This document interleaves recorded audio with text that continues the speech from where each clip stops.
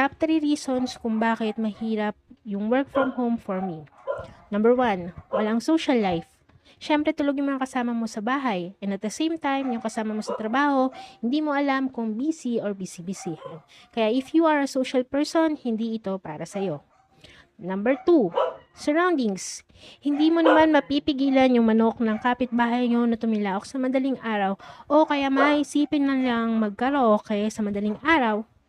Kaya, bawi ka na lang sa susunod. And lastly, distractions. Napakaraming distractions kapag nasa bahay ka. Lalong-lalo na yung cellphone mo. Hala, sige, mag-cellphone ka na lang. Huwag ka na lang magtrabaho. If you want more chika like this, please like this video. Comment in the comment section bakit mahirap mag-work from home.